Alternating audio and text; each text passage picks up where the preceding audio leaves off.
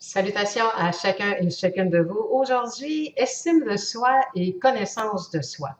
Pourquoi est-ce que j'associe les deux choses? Parce que un ne va pas sans l'autre. L'estime de soi, en fait, c'est la valeur que l'on s'accorde par rapport à qui on est.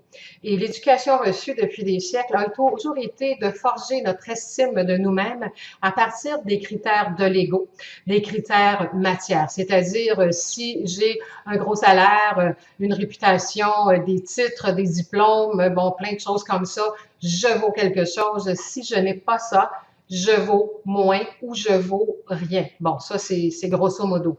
Donc, c'est pas toujours conscient, c'est dans l'inconscient que c'est accumulé là. Et souvent, on a des comportements ou on attire des choses par rapport à ça.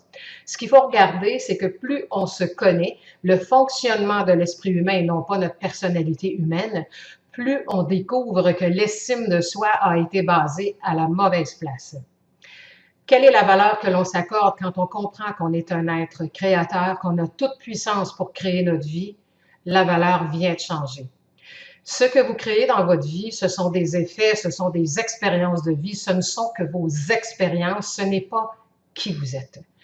Vous êtes un créateur puissant, vous créez votre vie à chaque instant et vous pouvez vous créer une nouvelle vie de seconde en seconde.